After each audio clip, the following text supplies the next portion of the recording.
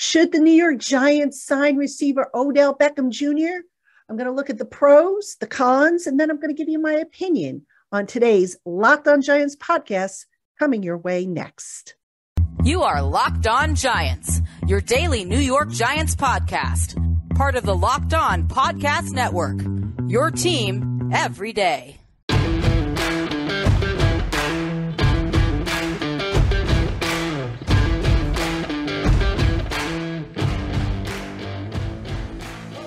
Today's episode of the Locked On Giants podcast is presented by Prize Picks. Prize Picks is daily fantasy made easy. Pick 2 to 5 players, and if they score more or less than their Prize Picks projection, you can win up to 10 times the amount of your money on your entry. First-time users can receive a 100% instant deposit match up to $100 with the promo code LOCKEDON. That's prizepicks.com, promo code LOCKEDON. Hello, New York Giant fans, and welcome to a new edition of the Locked On Giants podcast, part of the Locked On Podcast family, your team every day. My name is Patricia Traina. Happy to have you with us on this Tuesday. And normally on a Tuesday here on the Locked On Giants podcast, we do a Twitter Tuesday. We're not going to do that this week. We have a short work week. So I wanted to get to some of the hot topics before the Giants take on the Dallas Cowboys on Thursday. And on today's show, I thought we might explore the question of, should the Giants sign Odell Beckham Jr.? Now, to kind of recap a little bit, over the weekend, NFL Network reported that Odell Beckham Jr., who of course is a former New York Giant player taken in the first round years ago, Beckham was set to visit with the Dallas Cowboys and the Giants at some point this week. So basically, Beckham is coming close to making a decision as to where he's going to sign. He's gotten the green light apparently from his ACL, and he's going to look to sign with a team, not just as a rental, so to speak, but to basically lay down roots and stay with a team for a number of years. So I'm going to take a look at the pros and the cons. And then I'm going to talk about what I think the Giants are going to do, not what I want to do. Let's make that clear. This isn't what I want to do, but rather what I think the Giants are going to do based on the pros, the cons, the numbers, all that stuff. So that's today's show. Happy to have you with us. And as always, if you have a comment or a question, you can either drop it in the comments section if you're watching on YouTube, or just send me an email. The information is in the show notes. So let's get started. We're going to take a look at the pros of signing Odell Beckham Jr. And I think we have to start with the state of the Giants receiving corps as it stands right now. The Giants lost Wan'Dale Robinson to a torn ACL, and very unfortunate injury. Wan'Dale Robinson had finally cracked 100 yards. He had 9 catches on Sunday for 100 yards. The kid suffered that torn ACL. He's done for the year. Now, also on the injury report for the Giants, and I have no idea how serious this is, but Richie James is on the injury report. Now, some of you might say, big deal. Richie James shouldn't be seeing a whole lot of snaps anyway. But the point is that the Giants receiving corps right now is, I guess you could say a good word for it is pedestrian. They don't really have a guy who right now they can scare anybody with. That guy was supposed to be Kenny Golladay. Kenny Golladay just hasn't worked out, continues not to work out, continues not to get as many snaps as you would think a number one receiver would get. They don't have, they traded away Kadarius Toney, as we all know. Sterling Shepard, as we know, is on IR with a torn ACL. So they're basically left with Darius Slayton, who has been solid for them. Not a world beater, but solid. Richie James, who I mentioned is injured. David Sills, who's been a healthy scratch the last couple of weeks. Marcus Johnson, Isaiah Hodgins, who they picked up from Buffalo, off waivers from Buffalo, a guy who's been seeing an increase in snaps. So not a whole lot of, options for the Giants. These are guys that, arguably, if you were talking about any other team with a healthy receiver core, some of these guys would be practice squatters. Some of them wouldn't be starters. They would probably be third or fourth receivers. So the Giants don't have, at least on paper, they don't have the firepower. Now it's interesting because some people will say, well, no, they don't have the firepower, but their offensive line also hasn't been solid with pass protection. So we might never know if the Giants have the firepower. I think it goes hand in hand, but still, you want a guy who can, get in there and draw attention, extra attention from the defense. The Giants don't have that right now amongst their receivers. Beckham, although over 30, or actually I think he just turned 30, although coming off of 2 ACLs, if he is healthy, if he is in shape, and he is a guy who hasn't lost anything, he could probably command some extra attention and maybe free things up for other guys down the field. So you can make the argument that a healthy Odell Beckham, if he can come in and play like he did, with the Rams last year when he helped them win a Super Bowl. So Beckham, in my mind, would be an upgrade to that Giant receiver group. Now, the Giants also have guys on the practice squad. I just don't know, folks. I mean, if those guys were part of the solution, why haven't they been intertwined more with the offense? And again, it could be because they haven't had to pass as much. They've leaned so heavily on the running game. Could be because of the offensive line, and the pass protection issues. But the bottom line is the Giants don't have a guy right now who can stretch the field. They don't have a guy who can take the quick pass and pick up yards after the catch, especially after losing Wan'Dale Robinson to the torn ACL. All right. Another reason why Beckham would be a welcome addition, besides obviously sentimental reasons. Right now, the Giants are one-dimensional. It's Saquon in the running game or bust. And when teams figure out how to take away Saquon, as the Lions did on Sunday, and they say to Daniel Jones, okay, Daniel, beat us with your arm. We saw what happened. The more Daniel had to throw, there were mistakes. Now, statistically, you could say, the odds were high that he was going to have a turnover when you have to throw over 40 times. Well, I mean, not always. Depends on the quarterback. It depends on the offense and depends on the receiver. And the Giants, right now, I think everybody knows that Giants offense runs through Saquon. And if the Giants, knock on wood, ever lose Saquon, fingers crossed that they don't, by the way, they're cooked, plain and simple. But if they add a solid receiver, now they have another option. They can mix it up more. They can be more balanced, right? This offense hasn't been, balanced of late. And that's because of the declining state of the receivers.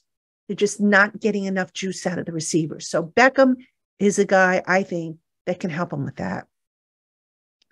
Another reason why you can make a case for Beckham coming back, he's more mature. All right. Now, when he was here, he was, like a kid in a candy store in the New York market. And that's fine. I mean, young players do that no matter where they go. They come to the NFL, especially highly touted players.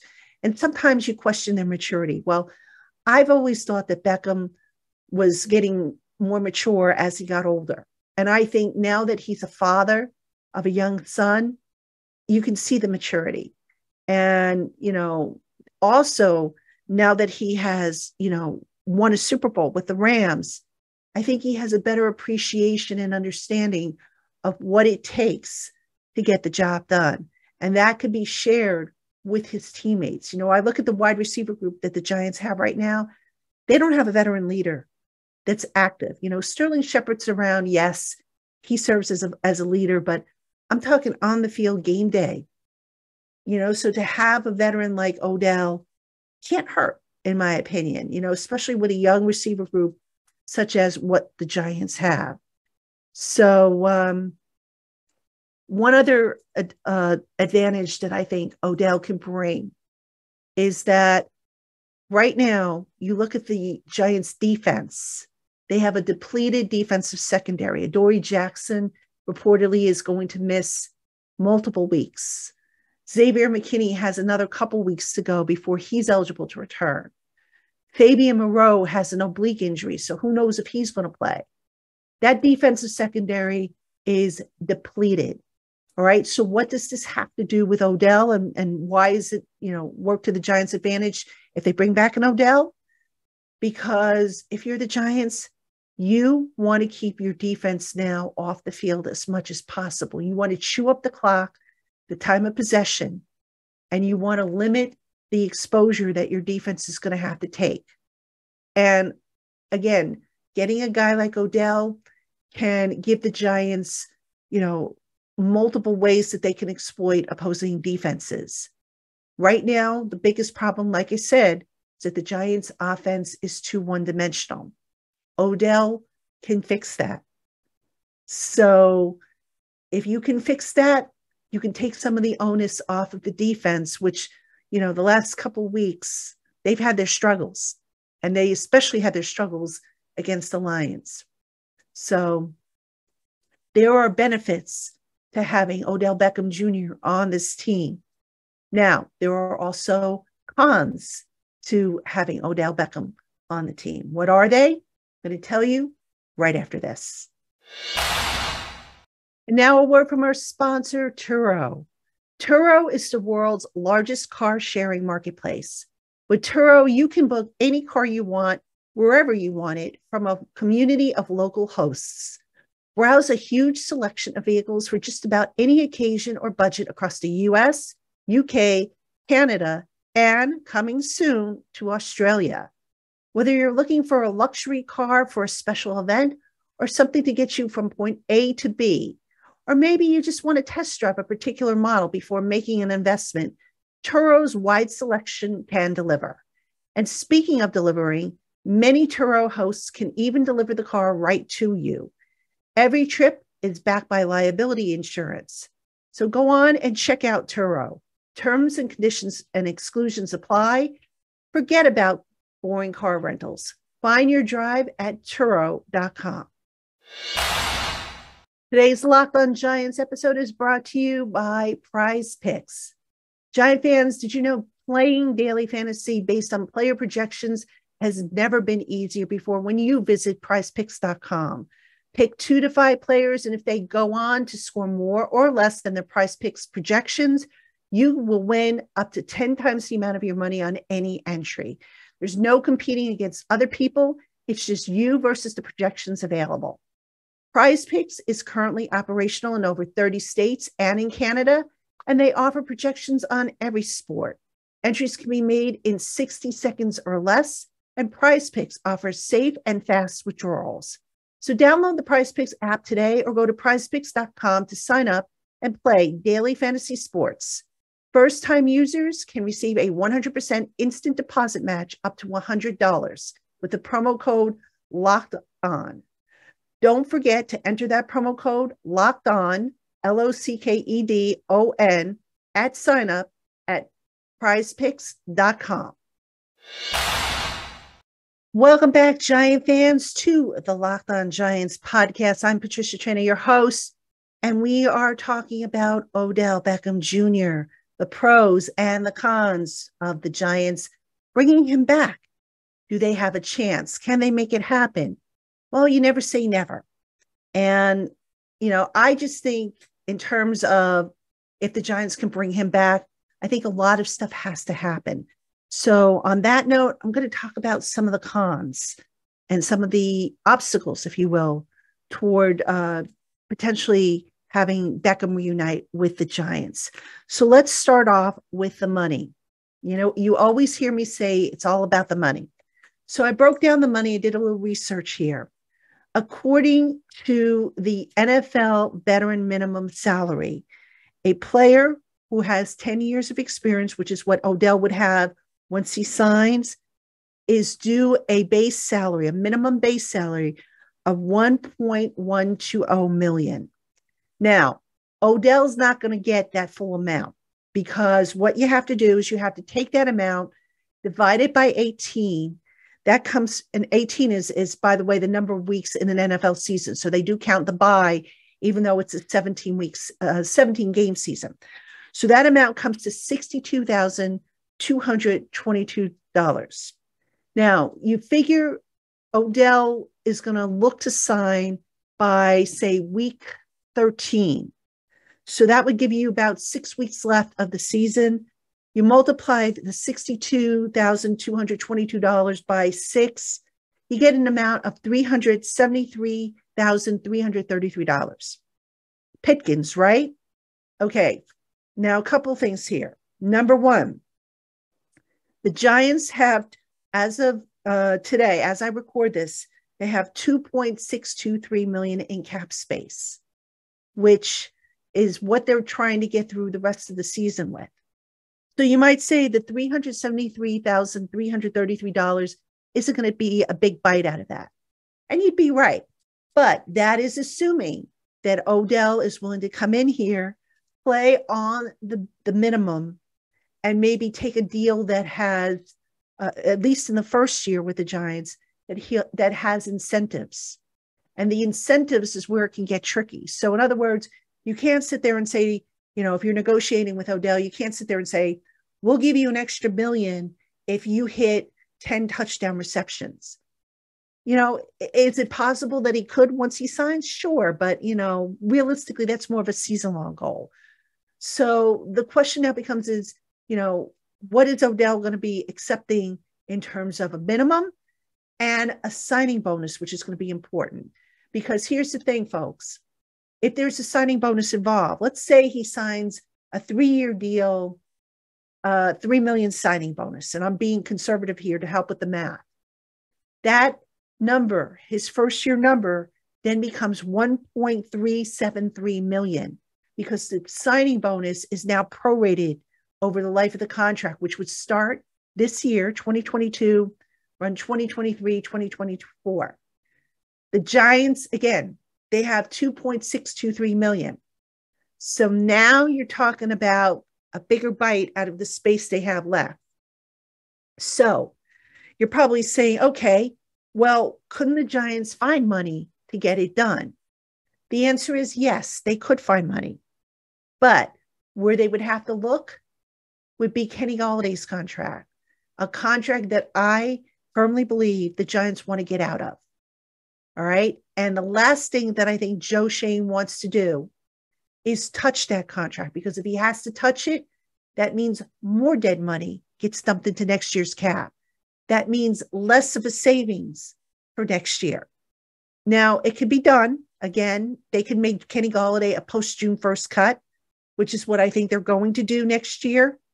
And in doing that, they will optimize their savings. But the trick here is you don't want to have to extend the damage that contract is going to potentially do to their cap.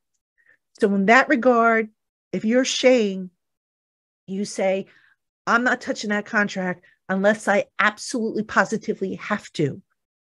Odell, you can make the case and say, well, they absolutely positively have to add a receiver. And you'd be right. But they would probably want a receiver that isn't going to cost them, a whole lot. And Odell, based on press reports, reportedly wants a nice deal to finish out his career, because this is basically going to be probably his last contract. So I don't see Odell settling for the minimum. I would be very, very surprised if that happens. But, again, yes, the cap can be manipulated. I don't see, though, the Giants doing it. All right. What else do I see as a con to signing Odell? The injury history. He's had 2 ACLs, I believe, to the same leg. Now, has he lost anything? Is he still explosive? Well, the Giants could or any team for that matter can probably tell that by working him out. All right. They would probably need to have him come in, do a thorough workout, have him go through a physical, all that good stuff. and determine, just where he stands. And I get that. But you've got to ask yourself, what are the Giants doing here? They are a rebuilding team that right now is playing on house money. They have surprised people with their 7-3 record that nobody figured, in the first year of the rebuild, the Giants would even come close to having this type of record. So this Giants team, between the injuries and between the deficiencies it had to start the year, not a complete team. If you're Joe Shane, you have to ask yourself, do I want to make a run for it now, knowing that I don't really have all that I need to cross the finish line and get to the Super Bowl? Or do you say, you know what? I'm going to stay patient. I'm going to build it the right way. I'm going to build through the draft, and I'm going to add pieces that way. And I'm going to take care of my guys that I want as part of my cornerstones, the Saquon Barkleys, the Daniel Joneses, the Andrew Thomases, the Xavier McKinneys, the Dexter Lawrences, and so forth. You spend money on a free agent, and a free agent who, even though you might get him on a low cap number this year, the number is going to jump up next year. That's less money now you have to spend on another guy at another position. So if you know that the strength of the draft class is going to be receiver, and that you can conceivably get a good receiver no matter where you're drafting in the first round, wouldn't it make more sense if you're the general manager to say, you know what, I'm going to get a guy potentially on his rookie deal who's healthy, who's younger, who can be part of the cornerstone of this franchise for the long term, and who I don't have to spend an arm and a leg on while I, address the other needs of this team. So I think that factors into the equation as well. All right. So those are the two biggest cons that I see with regards to bringing in Odell. I think, in terms of any past indiscretions he did or had with the team, such as that big interview that he gave to ESPN that caught the Giants by surprise, I think all that's been forgiven. I also think that if the Giants wanted absolutely nothing to do with him, they would have never allowed him in the building as they did a few weeks ago when he came to visit Sterling Shepard. So I do think there is potential for a reunion there. But at the same time, I question whether the Giants have the finances to do that. I look at the Cowboys. The Cowboys cap situation. Now they have, let's see, according to Over the Cap, the Cowboys have $6.456 million in cap space. They've got the money to get something done with Beckham.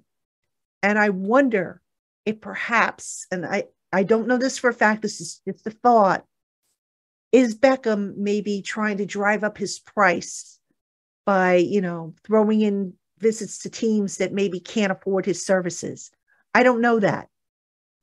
Maybe for all we know, he has a legitimate soft spot for the Giants and really does want to come back. Only Beckham knows the answer to that. All right. So what's going to happen? What do I think the Giants are going to do?